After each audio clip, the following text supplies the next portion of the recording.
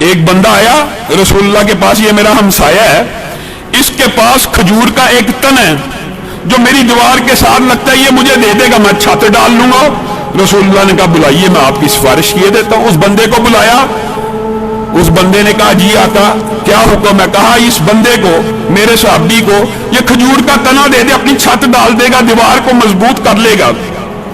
اے اللہ کے رسول، اس کے بدلے میں مجھے کیا ملے گا؟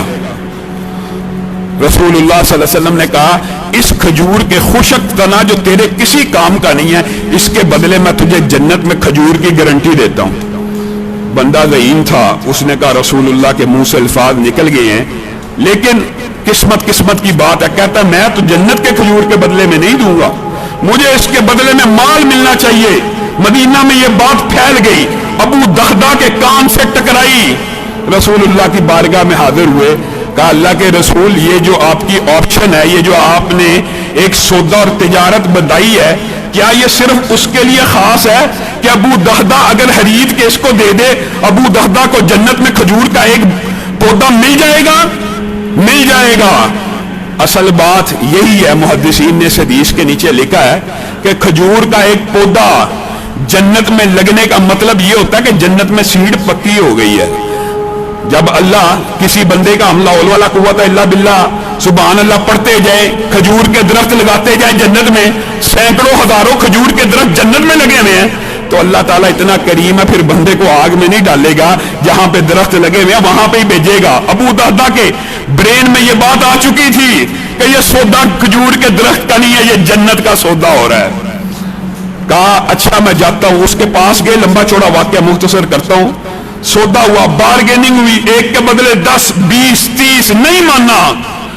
ابو دہدہ نے کہا میرا 500 کھجوروں کا باغ ہے، صرف کھجوریں نہیں زمین سمیت اس خشک تنے کے بدلے میں تجھے دیتا ہوں، اب سودا منظور ہے؟ کہا منظور ہے۔ ابو دہدہ گئے، اپنے باغ کے باہر کھڑے ہوئے، اندر بھی داخل نہ ہوئے، بیوی کو آواز لگائی باہر آ جا، جیب میں جو پیسے تھے وہ بھی اس جگہ الٹ دیے کہ اس باغ کی کمائی ہے، باغ کا سودا کر کے آ رہا ہوں۔ بیوی نے آواز دی کہاں بلاتے ہو؟ کہا یہ سارے کا سارا باغ، یہ گھر، یہ پورے کا پورا علاقہ 500 کھجوروں سمیت ایک خشک کھجور کے تنے کے عوض بیچ آئے ہو، ایک خشک کھجور کے تنے کے عوض، یہ کیسا سودا کر کے آئے ہو؟ اے بیگم تم سمجھی نہیں، اس خشک کھجور کے بدلے میں اللہ کے رسول نے جنت کی ایک کھجور کا وعدہ کیا ہے۔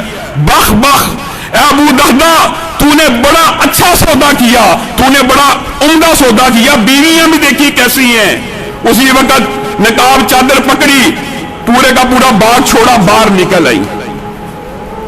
اور پھر آگے جو واقعہ نا حدیث کے اندر بندے کا کلیجہ ہل جاتا ہے۔ رسول اللہ صلی اللہ علیہ وسلم اس ابو دہدہ کے جنازے کے اوپر کھڑے ہیں، رسول اللہ کو یہ سارا واقعہ یاد آ رہا ہے کہ ابو دہدہ نے یہ کیسا کام کیا تھا۔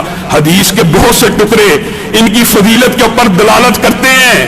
رسول اللہ نے ایک جملہ یہ کہا، ابو دہدہ کے جنازے کے اوپر میں دیکھ رہا ہوں کہ اس کھجور کے ایک درخت کے بدلے میں 1,00,000 جنت کے اندر کھجور ابو دہدہ کے جنازے کے اوپر جھکے پڑے ہیں۔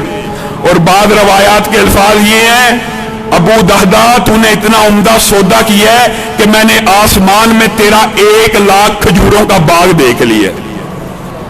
آپ 700 کی بات کرتے ہیں، یہاں لاکھوں کی بات ہے، اور یہ صحابہ ہیں، آپ نے ان کے واقعات سنے ہوں گے، یقین مانیے یہ کتنا طویل موضوع ہے، انسان صرف واقعات سناتا جائے انسان حیران رہ جائے۔